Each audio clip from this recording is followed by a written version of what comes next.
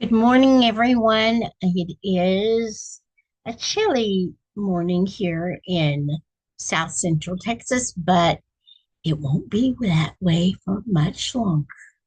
So, we are on Stave 3 of A Christmas Carol. Now, the spirit we just met was the spirit of Christmas. So, today we are going to meet soon. I don't know if it's in the very beginning here. The spirit of Christmas present. So here we go. Stave 3, the second of the three spirits. Awakening in the middle of a prodigiously tough snore and sitting up in bed to get his thoughts together, Scrooge had no occasion to be told that the bell was again upon the stroke of one. He felt that he was restored to consciousness in the right nick of time for the especial purpose of holding a conference with the second messenger dispatched to him through Jacob Marley's intervention.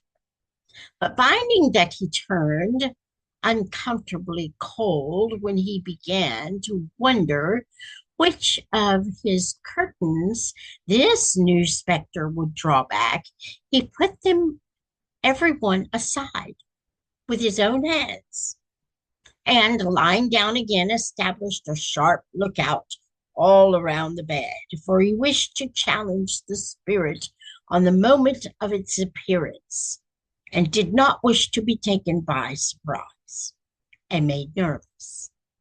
Gentlemen of the free and easy sort who plume themselves on being acquainted with a move or two, and being usually equal to the time of day, express the wide range of their capacity for adventure by observing that they are good for anything from pitch and toss to manslaughter, between which opposite extremes no doubt there lies a tolerably wide and comprehensive range of subjects, without venturing for Scrooge quite as heartily as this.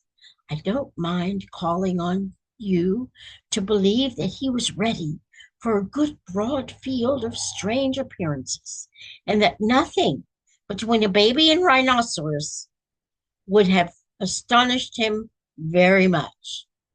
Now, being prepared for almost anything, he was not by any means prepared for nothing.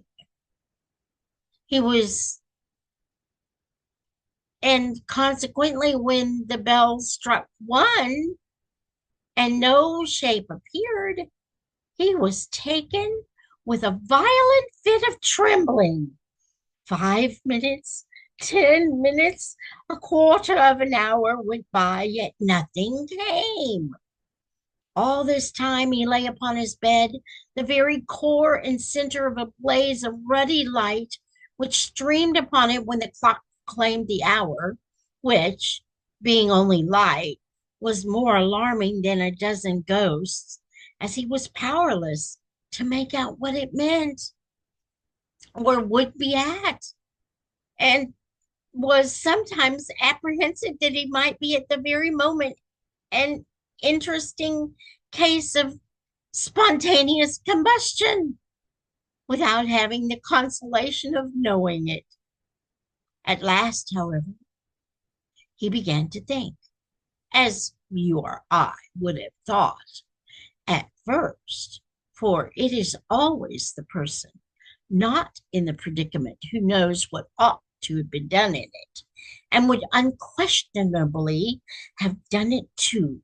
At last, I say, he began to think, that the source of and secret of this ghostly light might be the adjoining room, from whence on further tracing it seemed to shine.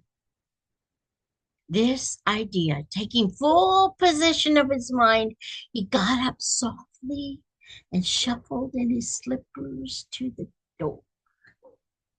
The moment Scrooge's hand was on the lock, a strange voice called him by his name and bade him enter. He obeyed. It was his own room.